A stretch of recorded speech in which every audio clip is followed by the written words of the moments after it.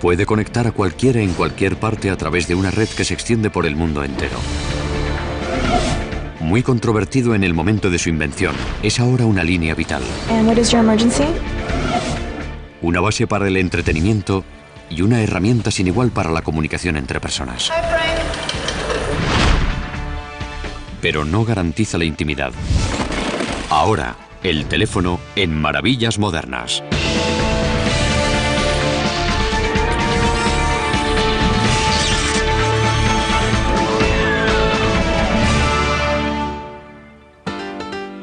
En los últimos 130 años hemos visto teléfonos de mesa, teléfonos públicos y teléfonos móviles, teléfonos de disco, teléfonos de botones y teléfonos sin discos ni botones, teléfonos gordos, teléfonos planos e incluso teléfonos de niños. Pero con independencia de su forma, tamaño, color o configuración, todos los teléfonos tienen que estar conectados a una red. Actualmente la operadora AT&T gestiona la mayor red del mundo. El centro de operaciones globales de la red se encuentra en Bedminster, Nueva Jersey. Las 144 pantallas del centro muestran datos en tiempo real que representan el flujo de voz y del tráfico de información. Este tráfico tiene lugar entre abonados de AT&T en 240 países del mundo. Este es el punto neurálgico de la red de AT&T. 18.600 metros cuadrados de instalaciones diseñadas para supervisar y gestionar las redes de AT&T en todo el mundo. Cuando se produce algún desastre natural o se está preparando algún gran acontecimiento internacional, o incluso si algún programa de televisión celebra una gran votación esa noche, todo eso afecta al tráfico de comunicaciones. Y lo que hacemos aquí, en estas instalaciones, es vigilarlo. Vigilamos esos eventos y tomamos las acciones necesarias para asegurar que las comunicaciones de nuestros clientes sean siempre satisfactorias y consigan siempre llevarse a cabo. Los técnicos de gestión de la red pueden anticiparse a los posibles cuellos de botella y redirigir el tráfico de llamadas para evitarlos. La información que se recoge en esta central llega desde más de 5.000 centralitas que AT&T opera en todo el mundo. Una de esas centralitas es la que se conoce como SF21, situada al sur del Market District de San Francisco. Aquí, cada día, se conectan 10 millones de llamadas entre abonados de AT&T a través de estas hileras de conmutadores conocidos como DMS. Todas nuestras llamadas se dirigen a través de un sistema multiplexor digital o DMS. Pasan por estos conmutadores y salen hacia todas las partes del mundo para dar servicio a nuestros clientes. Cuando un cliente normal de AT&T servido por el SF21 realiza una llamada, la transmisión fluye desde su hogar u oficina a través de un par de cables finos de cobre hasta una línea principal. Esta, a su vez, alimenta a la centralita. La línea principal entra en el edificio por una sala subterránea con condiciones de temperatura controladas donde se empalman los cables. El conducto naranja contiene los cables de fibra óptica de alta capacidad que entran y salen de la centralita, pero la gran mayoría de las llamadas que llegan a la centralita provienen de los grandes cables de distribución de cobre. En este caso se trata de un cable de cobre de 3.600 pares, muy parecido a los que se usaban en la época de Alexander Graham Bell. La tecnología no ha cambiado. El cable de 3.600 pares se divide en 36 cables de 100 pares que llegan hasta la estructura principal de distribución en la siguiente planta. En la estructura principal de distribución, los cables de 100 pares vuelven a dividirse en líneas individuales de clientes conocidos como pares trenzados. Desde ahí, la llamada se dirige hacia los conmutadores del sistema DMS. Aquí tenemos las placas de las líneas individuales. Cada una de estas representa una línea de un cliente de AT&T conectada desde la estructura principal de distribución a la placa de la línea. Aquí tiene lugar la conversión de analógico a digital y la señal digital se envía hacia el mundo exterior a través de los cables de fibra óptica. El cable de fibra óptica fue inventado en 1970 por Corning Glass. Convirtiendo la señal analógica o digital en una señal óptica correspondiente, puede enviarse a través de un hilo de fibra óptica a casi la velocidad de la luz.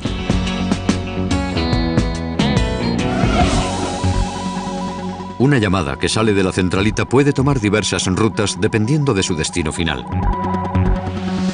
Este puede ser una línea terrestre de larga distancia o un transmisor de microondas en zonas no conectadas por líneas terrestres. Si la llamada va dirigida al extranjero, puede emitirse vía satélite o dirigirse a través de un cable bajo el mar. La información que indica a dónde tiene que ir la llamada está codificada en el número de teléfono, que consta de 3 partes: el código de área, el prefijo y el número del abonado. El código de área indica al conmutador en qué línea de larga distancia poner la llamada. El prefijo de 3 dígitos dirige la llamada a una centralita individual. Un conmutador de la centralita lee el número de 4 dígitos del abonado y a continuación dirige la llamada hacia el correspondiente hogar u oficina. Hoy día damos por hecho la marcación directa, pero en un principio los teléfonos no tenían discos ni botones. Las llamadas tenían que dirigirse a mano, para lo cual se utilizaban operadores humanos. Tenían que indicar al operador con quién querían hablar. El operador tenía que tomar la decisión sobre si era una llamada local y podían gestionarla de forma local o si era una llamada a larga distancia. Y pasaría a través de una centralita donde había grandes hileras de conmutadores y operadores conectando las líneas. Antes de 1920 se añadieron discos de marcación a los teléfonos y los operadores empezaron a ser sustituidos por equipos de conmutación electromecánica que empleaban motores, bielas y relés. El Museo de Telecomunicaciones de Seattle, Washington, alberga 1000 metros cuadrados de equipos de conmutación electromecánica de aquella época. Gracias a un equipo de técnicos retirados de la compañía telefónica, aún sigue funcionando todo, incluido este primitivo conmutador electromecánico llamado paso a paso. Cada uno de estos conmutadores responde a lo que se marca en el disco del teléfono. Si marcas un 9, subirá hasta el 9º nivel y se introducirá.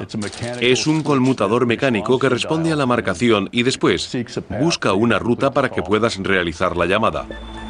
En 1999, todas las compañías telefónicas de Estados Unidos habían reemplazado sus conmutadores electromecánicos por versiones digitales. Durante los primeros 100 años de telefonía, los teléfonos tuvieron que ser conectados físicamente a los conmutadores a través de kilómetros de cable. Pero en los años 80, el teléfono se liberó del cobre y las telecomunicaciones se volvieron inalámbricas. Actualmente hay más de 200 millones de usuarios de teléfonos móviles en Estados Unidos y 2.000 millones en todo el mundo. El precursor del actual teléfono móvil fue el teléfono del coche. Los primeros teléfonos del coche dependían de grandes radios móviles que contenían procesadores llamados unidades lógicas y ellos solos podían llenar el maletero de un coche. En los años 70, Robert Miller era un investigador de Bell Labs que trabajaba en la tecnología de los teléfonos móviles. Creo que me di cuenta de lo que iba a ser el futuro, el día en que uno de los empleados de Bell Labs, que estaba encargado de diseñar la llamada unidad lógica, llegó corriendo al laboratorio y dijo: acabo de oír que una nueva compañía llamada Intel acaba de sacar un microordenador al que han llamado 8008, que puede hacerlo todo dentro de esta unidad lógica. Nos quedamos paralizados. Aquel momento fue como una epifanía. Lo cambió todo. Esa epifanía dio lugar al primer teléfono verdaderamente móvil, el Motorola Dynatac 8000X, al que llamaron el ladrillo por su peso y tamaño. El Dynatac se vendía por 2.900 euros más la cuota mensual de servicio. Se tuvo que crear un nuevo tipo de red para conectar los teléfonos móviles. Se llamaba tecnología celular. Un sistema celular cubre una ciudad con varias antenas pequeñas. Cada una da servicio a una zona, o célula, de un radio de hasta 13 kilómetros. Cuando un cliente se mueve con un teléfono inalámbrico de una célula a otra, los ordenadores cambian automáticamente la llamada a la antena de la célula siguiente. Las torres de telefonía celular o telefonía móvil son ahora algo común en nuestro paisaje. Debido a ciertas leyes locales, algunos proveedores de telefonía móvil como Singular han diseñado estas torres que no parecen torres de telefonía móvil. Aunque se disfracen todas las torres, funcionan igual.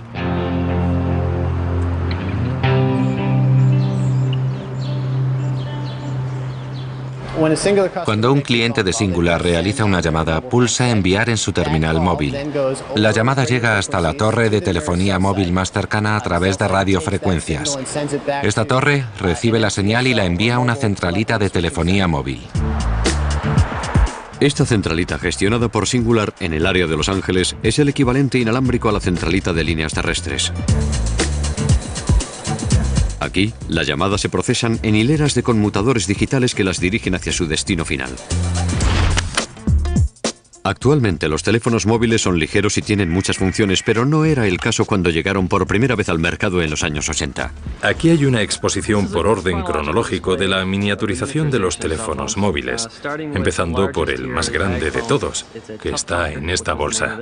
Se llamaba Tough Talker. Comparado con los de hoy, tenía muy poca memoria y muy pocas funciones, pero era un aparato muy resistente y tuvo mucho éxito en su época.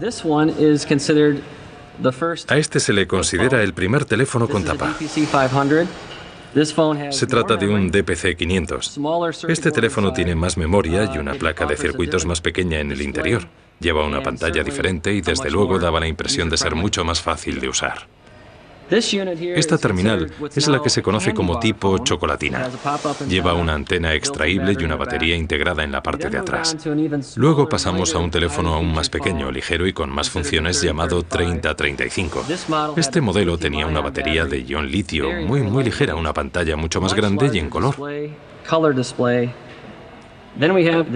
Luego tenemos el V3. Este teléfono tiene mucha memoria y tiempo de conversación. Se pueden guardar fotos, vídeos y es muy plano y ligero. Con la transformación actual de los dispositivos móviles en pequeños ordenadores, además de teléfonos, la tendencia hacia la miniaturización se está invirtiendo.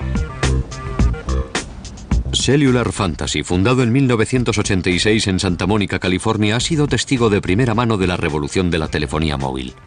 Antes era algo simplemente para hablar. Luego llegaron los mensajes de texto, el correo electrónico, los reproductores de MP3, poder ver vídeos en el teléfono, televisión en directo, música. Todo eso ha sido integrado en un dispositivo móvil.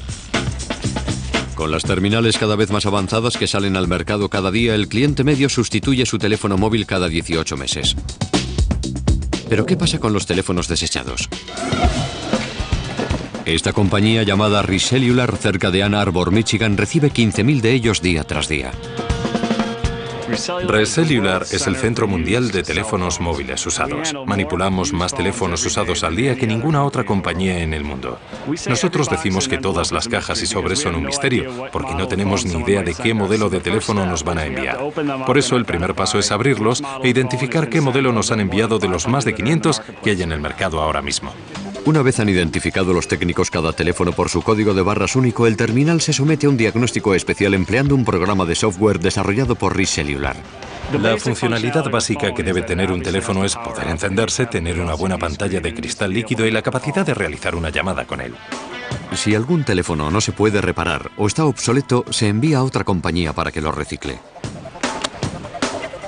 Si el teléfono funciona, un técnico limpia el chip de la memoria.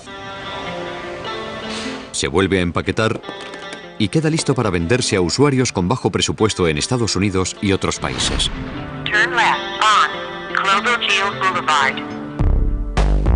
Los teléfonos móviles actuales, llenos de funciones, nos conectan de formas nunca imaginadas por el inventor original del teléfono. ¿Creen que saben quién es? Pues vuelvan a pensarlo. El 11 de junio de 2002, el Congreso de los Estados Unidos promulgó una resolución en la que se rendía homenaje al inventor del teléfono. ¿Su nombre? Antonio Meucci, un inmigrante italiano de Nueva York. La mayoría de la gente conoce a Alexander Graham Bell como inventor del teléfono, pero hay datos que dicen que Meucci demostró un dispositivo electromagnético de comunicación por voz que él llamó el teletráfono en 1860, 26 años antes de que Bell se llevara el mérito de inventar el teléfono. En 1871, Meucci sufrió varias quemaduras en un accidente de barco que le dejó sin dinero ni salud para seguir explotando su invento. A pesar del reconocimiento del Congreso, no todo el mundo está de acuerdo con que Meucci merezca llevarse el mérito. Lo que yo pienso de Meucci es que hay mucha diferencia entre inventar algo que puedas demostrar en un taller o en un laboratorio y algo que puedas vender comercialmente. Está claro que Meucci no tenía un teléfono comercializable, aunque tuviera algo con lo que poder demostrar algunos de los principios. Los principios que acabarían llevando a los primeros teléfonos comerciales se basaban en un concepto llamado corriente ondulante. Varios investigadores de la época creían que las ondas de sonido creadas por la voz humana podían convertirse por un dispositivo en una onda eléctrica continua, enviarse mediante cables y después volver a convertirse en voz en el otro extremo. A mediados de la década de 1870, dos inventores competían codo con codo por patentar dicho dispositivo: Alexander Graham Bell de Boston y su rival de Chicago, Elisha Gray. Sería Bell quien lo consiguiera. Esta es una réplica del primer teléfono, el llamado transmisor líquido que Alexander Graham Bell inventó el día 10 de marzo de 1876 y, según cuenta la historia, gritó al micrófono el transmisor: «Señor Watson, venga aquí, quiero verle».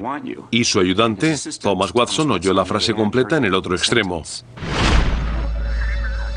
Cuando Bell habló dentro de ese cono, las ondas de sonido desplazaron un diafragma de pergamino.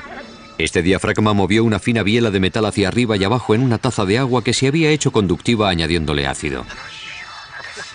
La señal eléctrica fluctuante fue enviada a través de cables de cobre hasta un receptor donde la corriente hizo que una lengüeta de hierro vibrara, reproduciendo la voz de Bell. Alexander Graham Bell solicitó la patente de su teléfono el 14 de febrero de 1876, al parecer 2 horas antes de que Elisha Gray rellenara una solicitud preliminar por su aparato telefónico. 3 semanas más tarde, se concedió oficialmente la patente a Bell, pero esto sigue siendo fuente de controversia. Resulta que unos 10 años más tarde, el encargado de examinar la patente, el responsable de patentes de aparatos eléctricos, un hombre llamado Mayor Sinus Wilbur, declaró que había sido sobornado por el abogado de Bell y por el mismo Bell por una suma de 150 euros para que pusiera la fecha de la solicitud de Bell anterior a la de Gray, además de para enseñarle a Bell la solicitud de Gray. Por eso sigue siendo una cuestión abierta, al menos en mi opinión, lo de si se debe atribuir la invención del teléfono a Bell o a Gray. Armado con su patente, Bell obtuvo respaldo financiero y se dispuso a crear la primera red de telefonía en Estados Unidos. Llegó a llamarse Bell System. En 1899, Bell System se convirtió en una filial de American Telephone and Telegraph, o ATT. Cuando las patentes de Bell caducaron en 1893 y 1894, aparecieron más de 6.000 compañías telefónicas independientes en todo el país. Cada una de ellas dispuso sus propias líneas de teléfono, amenazando con bloquear el cielo en algunas ciudades. ATT comenzó a comprar algunas de las compañías independientes con el fin de intentar reforzar su negocio, pero esto condujo al gobierno federal a presentar una ley antimonopolio contra ATT en 1913. No obstante, la compañía de Bell estaba preparada para luchar. Dijeron que si iban a montar un sistema telefónico en toda la nación, no tenía sentido montar 2, 3 o 5 sistemas telefónicos en todo el país. Los sistemas telefónicos son caros de construir si se quiere conectar todo el país. Así que ATT convenció al gobierno federal de que lo más lógico era que una sola compañía telefónica designada proporcionara un servicio universal. ATT aceptó la normativa federal a cambio de ser la compañía telefónica dominante en Estados Unidos.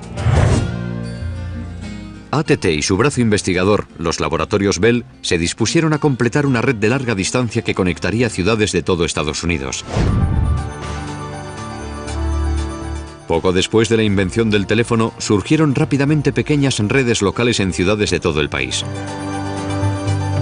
Pero no había líneas que conectaran estas redes locales entre sí. En 1885, ATT extendió su primer cable de larga distancia entre Nueva York y Filadelfia. 7 años más tarde, ya era posible llamar desde Nueva York a Chicago. En 1915 podía llamarse desde Nueva York a San Francisco. La red telefónica completa de costa a costa constaba de simples alambres de cobre, atados de poste a poste o sujetos en cables y enterrados bajo tierra. Cuando había que enterrar el cable, tenían que crear cables así, que son cables de alambre fino de cobre aislados entre sí para que no se cruzaran las conversaciones ni hubiera interferencias. Un cable así tenía capacidad para entre 6 y 900 llamadas simultáneas. El siguiente gran salto en la tecnología fue el cable coaxial, que llegó en los años 40. Un solo tubo como este tendría la misma capacidad que un cable de cobre de entre 6 y 900 pares. Cuando una señal telefónica se mueve a través del alambre de cobre, parte de su energía se pierde y debilita la señal. El cable coaxial elimina esta pérdida envolviendo el alambre en capas aislantes. Así se puede enviar un rango de señales de mayor frecuencia por el cable, permitiendo una capacidad de llamadas mucho mayor. La invención de la tecnología coaxial llevó al primer cable telefónico transatlántico, el TAT-1. En el caso del TAT-1 había dos cables, uno para cada dirección de la conversación que cruzaba el océano. Tenía capacidad para unas 36 conversaciones simultáneas. AT&T puso en funcionamiento comercial la TAT-1 en 1956. Actualmente hay más de una docena de cables transatlánticos, incluidas líneas de fibra óptica con capacidad para millones de llamadas simultáneas. Una vez conquistados mar y tierra, a la telefonía solo le quedaba el cielo. El 11 de julio de 1962, AT&T puso en órbita su Telstar, el primer satélite de telecomunicaciones activo del mundo.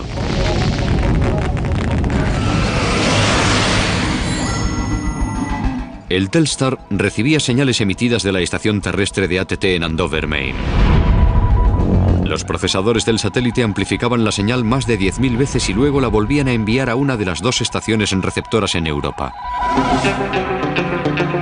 Actualmente hay una copia completamente funcional del Telstar original en el vestíbulo de la sede central de los laboratorios Bell en Nueva Jersey. Los laboratorios Bell acababan de inventar la célula solar. La superficie del satélite Telstar, que tenía un diámetro de 86 centímetros, estaba cubierta por 3.600 células solares. Así es como conseguía alimentarse. AT&T expandió su red por todo el mundo hasta convertirse en la mayor corporación del planeta. En 1974 empleaba a 1 millón de personas y controlaba el 80% del mercado telefónico en Estados Unidos. Ese mismo año, los reguladores federales de las leyes antimonopolio intentaron de nuevo deshacer AT&T. En 1982, la compañía aceptó desinvertir el 75% de sus activos. Las 22 compañías de Bell Telephone, propiedad de AT&T con el 100% de su capital, fueron reorganizadas en 7 compañías regionales totalmente independientes conocidas como Baby Bells. La idea era que las Baby Bells proporcionaran el servicio telefónico local mientras AT&T competiría en el mercado de larga distancia. Mientras la red telefónica evolucionaba desde los cables de cobre atados a postes a señales emitidas a través del espacio exterior, el terminal telefónico experimentó también su propia transformación. Los primeros teléfonos disponibles comercialmente se alojaban en cajas de madera. El teléfono que estoy sujetando aquí es un teléfono de batería común de Western Electric de 1896. En cuanto se levantaba el auricular, enviaba una señal al operador. El operador telefónico sabría que alguien estaba intentando realizar una llamada y diría, número por favor, y entonces conectaría el circuito. En los albores del siglo XX, los elegantes teléfonos tipo candelabro hechos de níquel causaron furor. Estos son los primeros terminales de mesa o teléfonos de mesa que se ofrecieron a los abonados. Después de realizar la llamada, de hablar con tu amigo, colgabas el auricular en el gancho y esa acción se llamaba colgar. Ahí es donde se originó el término. En la década de los 20, los diseñadores de Bell Telephone unieron la pieza para el oído con la de la boca en una sola unidad. Este modelo acabaría convirtiéndose en el más duradero del sistema Bell, la serie 500. La serie 500 fue lanzada en 1949 y siguió fabricándose hasta 1983.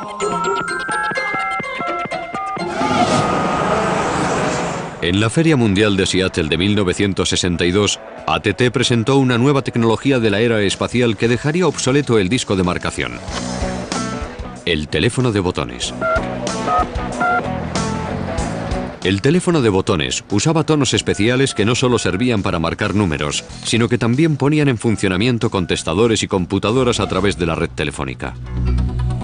A lo largo de los 130 años de su evolución, el teléfono ha posibilitado la comunicación interpersonal hasta un alcance apenas soñado por sus creadores. Pero es posible que una de las mayores contribuciones del teléfono haya sido su potencial para ayudar a salvar vidas. Los Angeles County Fire Department. More water, up on top. En Estados Unidos, los 3 números del teléfono de emergencia pueden significar la diferencia entre la vida y la muerte. 911. Los Angeles County Fire Department. And what is your emergency right now? Una de las cosas maravillosas de poder coger el teléfono y llamar a cualquiera es en situaciones de emergencia. Eso, por supuesto, era imposible en anteriores formas de comunicación como el telégrafo. Y antes del telégrafo no era posible de ninguna forma. Dependiendo de dónde viva, marcando 911 puede conectarle con una sola persona a cargo de un teléfono normal. O un moderno centro de gestión de emergencias como este del Departamento de Bomberos de Los Ángeles. Los operadores atienden una media de 1.400 llamadas al día. Now you said you're having chest pain. Los Ángeles abrió este centro de emergencias de 3.000 metros cuadrados en 1991. What is your emergency? Trouble breathing? Las llamadas llegan al centro codificadas digitalmente con un código que indica en qué parte de la comarca se ha originado. Los Ángeles utiliza un sistema conocido como E911, Sistema de Emergencia Avanzado. El E911 accede a una base de datos informática que proporciona automáticamente al operador la dirección física del autor de la llamada. Okay, let me confirm the address is 1320 Northeastern Avenue, Los Angeles. Is that correct? Pulsando una tecla, el operador comunica la naturaleza de la emergencia y la dirección a una central de radio cercana. El ordenador de la central de radio determina automáticamente la estación de bomberos más cercana a la emergencia. Engine 1, Squad 3, chest pain, 1320 Northeastern Avenue. El ordenador enviará una señal digital a través de las ondas, la cual se recibirá en las estaciones de bomberos con toda la información sobre la emergencia, el lugar y el tipo de emergencia al que se les envía.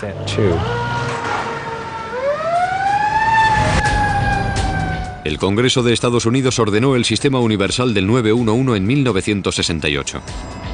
Se eligió este número porque seguía la línea de otros números de servicio como el 411 para información y el 611 para reparaciones. Actualmente un 96% aproximadamente del territorio de los Estados Unidos está cubierto por algún tipo de servicio del 911. En el año 2000, el sistema registró unos 150 millones de llamadas y salvó innumerables vidas. Pero puesto que cada vez hay más gente que usa el teléfono móvil como teléfono principal, los centros del 911 tienen más dificultad en determinar la procedencia de la llamada.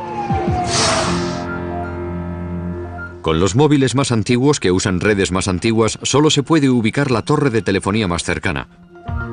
Puesto que las torres suelen estar separadas por 8 kilómetros y pueden llegar hasta más de 30, solo se puede tener una vaga idea de la situación del teléfono móvil. La situación de los teléfonos móviles más modernos puede ubicarse usando una triangulación basada en la red. Se puede medir la fuerza de la señal del móvil entre 3 o 4 torres, lo que permite obtener una precisión de más o menos 2 campos de fútbol. El método más preciso es el de la tecnología GPS. El GPS, o Sistema de Posicionamiento Global, utiliza una constelación de satélites para triangular la ubicación del móvil con función GPS. Actualmente, alrededor de la mitad de los 200 millones de teléfonos móviles de Estados Unidos tienen función GPS. Prepare to turn right in 0.3 miles. Si dispone de un móvil con la última tecnología con chip para GPS, podremos localizarle en el mapa con independencia de dónde se encuentre. En los laboratorios Lucent-Bell de Murray Hill, Nueva Jersey, los investigadores han desarrollado un nuevo servicio de seguimiento para el teléfono móvil llamado iLocator. Con el iLocator, el abonado puede encontrar la situación exacta de cualquier otro móvil con función GPS. Mientras el teléfono móvil se halle conectado, iLocator puede ayudar a los padres a saber dónde se encuentran sus hijos en todo momento o ayudar a los servicios de emergencia a encontrar personas si se ha producido algún desastre. En los casos en los que alguna persona tenga su teléfono móvil, pero no pueda hablar y esté atrapada en un edificio, el personal de emergencias puede utilizar las tecnologías de localización para encontrarlo. Con la siguiente generación de tecnología de localización, el usuario podrá crear lo que se llama una valla geográfica. Tal y como se demuestra aquí con el Virtual Earth de Microsoft, cuando algún teléfono móvil especificado que tenga función GPS entre o salga de la valla, la red enviará automáticamente un mensaje al teléfono móvil del usuario. Digamos que yo soy un padre y que quiero crear una valla geográfica para que cuando mi hijo entre en la calle 34 con Park Avenue, yo reciba un mensaje que diga que ha llegado bien. Este icono representa el teléfono móvil moviéndose hacia la valla geográfica designada. En el momento en el que el teléfono cruce la valla, me está sonando el teléfono porque acabo de recibir un mensaje de texto con el contenido de texto que hemos introducido para indicarme que Rohan ha llegado bien a casa. Aunque los usuarios del teléfono móvil deben dar su permiso para permitir que localicen sus teléfonos mediante el iLocator, el hecho de que exista esta posibilidad suscita controversia sobre la intimidad personal. Al entrar en una nueva era de mayor vigilancia mediante dispositivos electrónicos, algunas personas están tomando medidas extraordinarias para asegurarse de que nadie pueda espiarles. Dentro de la guerra contra el terrorismo, el presidente Bush autorizó a la Agencia Nacional de Seguridad para vigilar las llamadas telefónicas de Estados Unidos sin necesidad de una orden judicial. Cuando el New York Times sacó a la luz este programa secreto, suscitó una polémica sobre el derecho a la intimidad del ciudadano medio estadounidense. Pero lo cierto es que no hace falta ser el brazo largo del gobierno para espiar una llamada de teléfono. Las escuchas ilegales realizadas por espías corporativos o investigadores privados son más sencillas de lo que se pueden imaginar. Rick Hoffman se dedica a luchar contra los sistemas técnicos de vigilancia, es decir, las escuchas telefónicas ilegales.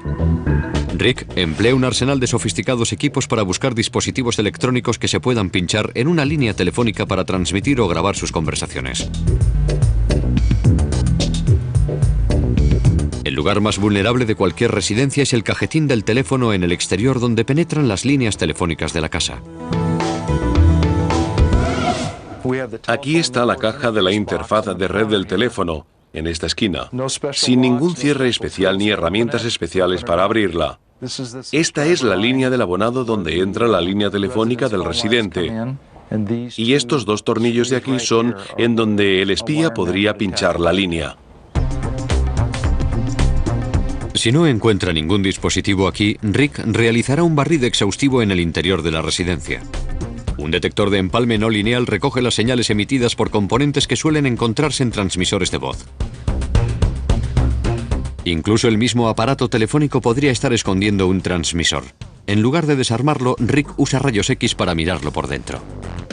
Esto es un aparato de rayos X portátil alimentado por una batería, se conoce como fluoroscopio. Y después de trabajar muchos años luchando contra el espionaje, ya estoy familiarizado con lo que debe de haber en un teléfono por dentro. Por eso puedo saber si hay algo que no debería haber. Y este teléfono está bien. Un espía puede intervenir el teléfono fácilmente poniendo un transmisor de radio en la línea del teléfono. Los transmisores se conectan automáticamente al descolgar el teléfono. Esto es un analizador de espectro de frecuencias y si hubiera un transmisor unido a este teléfono en particular, si descuelgo el auricular tendríamos que ver un pico importante en esta zona determinada. Y ahí lo vemos, hay un pico. El pico ha sido causado por este adaptador modular de aspecto común que resulta ser en realidad un aparato del mercado negro con un transmisor incorporado. Rick lo puso en la línea para demostrar cómo funciona el analizador de espectro de frecuencias. Solo lo utilizo para casos de formación. No transmite audio, solo me sirve como ayuda para entrenar a mis técnicos. Si hubiera sido un transmisor de verdad, habría transmitido a ambos lados de la conversación telefónica hasta una distancia de varias manzanas y en las mismas condiciones perfectas hasta 1,5 kilómetros o más. Sea legal o no, las escuchas con aparatos electrónicos ha sido una práctica habitual desde el nacimiento del teléfono. En los primeros días, los espías solo podían empalmar su dispositivo físicamente a la línea telefónica, escuchar y tomar notas.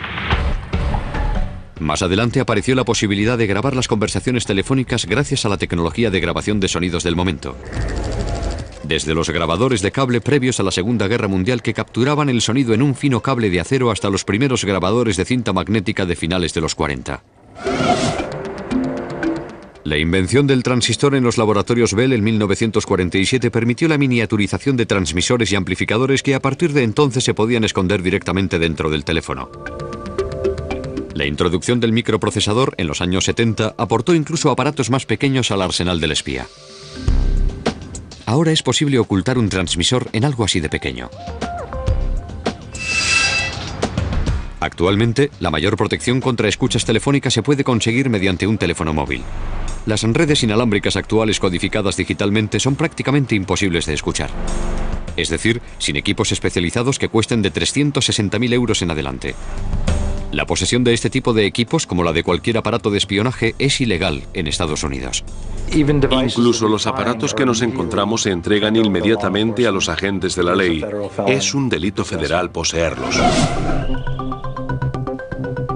Hasta hace poco era delito federal también poseer uno de estos dispositivos en exposición en el Museo de Historia Informática de Mountain View, en California. Aunque es de color negro, se le conoce como la caja azul. Ahora obsoletas, las cajas azules permitían explorar libremente la red telefónica y obtener llamadas gratis a larga distancia. Pero el motivo por el que está expuesta aquí es porque fue construida por Steve Wozniak, fundador junto a Steve Jobs de Apple Computer.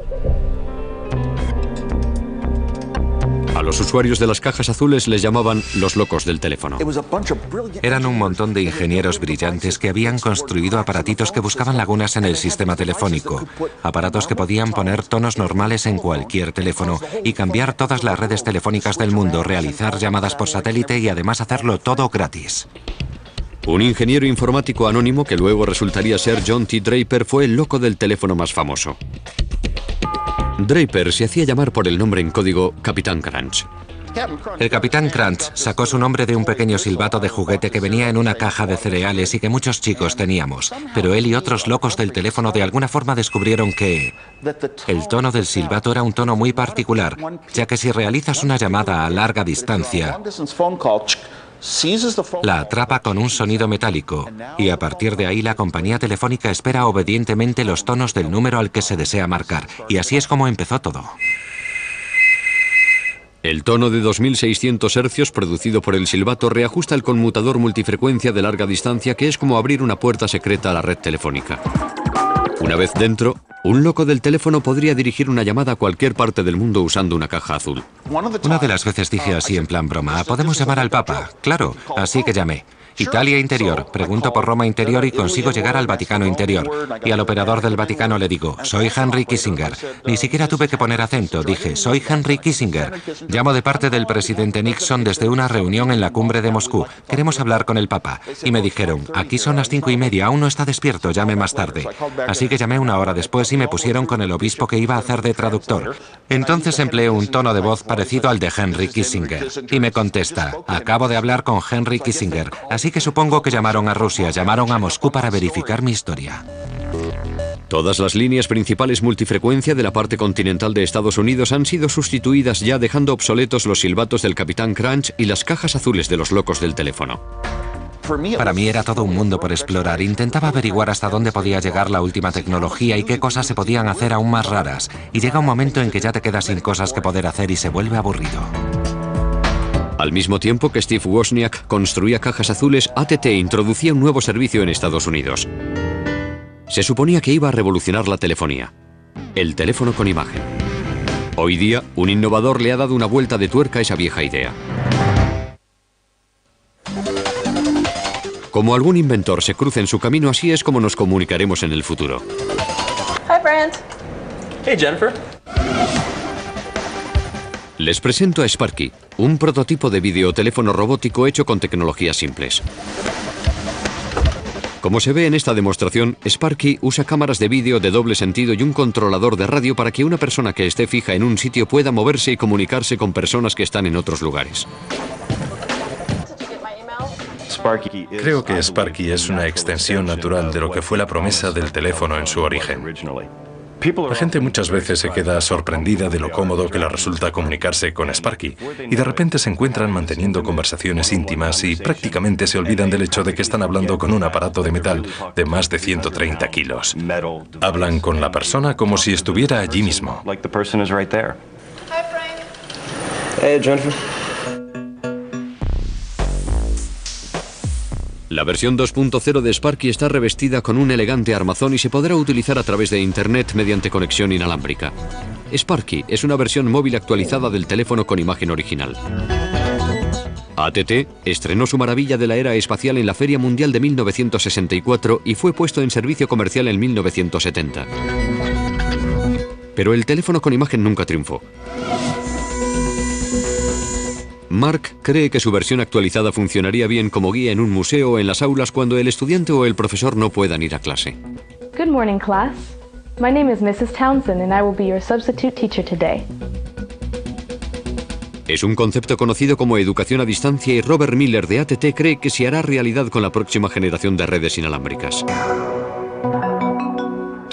La educación a distancia es una extensión de la enseñanza a la vieja usanza, en donde lo que estás aprendiendo puede estar a muchos kilómetros de distancia de un experto o de una biblioteca de conocimientos. Creo que los robots, la presencia virtual, son una forma de extender la mente humana en la distancia y pienso que ese es el verdadero poder de la comunicación moderna. Los investigadores de la NASA Ames Research en Moffett Field, California, han subido las apuestas sobre la forma en que se comunicarán algún día las personas entre sí y con las máquinas. Estos vehículos robóticos se controlan por un método de comunicación más parecido a la telepatía que a la telefonía. La NASA lo llama lenguaje subvocal. Mediante sensores especiales que interpretan las señales musculares de la laringe y la lengua, estos técnicos pueden maniobrar los vehículos expresando ciertos comandos en silencio. Lo que estamos haciendo aquí se confunde a veces con el hecho de que la gente te lea el pensamiento. Aquí no se leen los pensamientos. Lo que se lee es el resultado de una decisión consciente de proferir una palabra. Aquí Pablo está pensando en una palabra y mientras piensa en esa palabra se transforma en una serie de señales que van desde su sistema nervioso hasta su aparato vocal, bien sea en su garganta o bajo la lengua. Estas señales se recogen y se muestran en la pantalla. Un ordenador programado para reconocer las señales de cada palabra puede enviar estas palabras a través de una red inalámbrica a una máquina como un robot o a un dispositivo inalámbrico.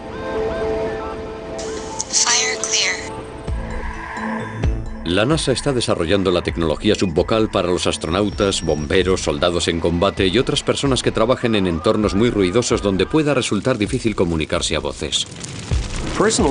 Personalmente me parece emocionante la posibilidad de poner a disposición de las personas nuevas formas de comunicarse con el mundo. Con una tecnología que lee las señales enviadas directamente desde el cerebro, ¿cuánto tiempo pasará hasta que podamos crear un teléfono que pueda incrustarse directamente en nuestra cabeza? ¿Desearía que le implantaran un teléfono móvil en un diente? No importa lo pequeños que lleguen a ser, sigue existiendo un mayor nivel de comodidad en sostener el aparato en contraposición a que se lo implanten a uno en el cuerpo. Creo que la gente siempre preferirá tener la sensación de estar en control teniendo esa cosa en su mano. Y esa cosa es el teléfono.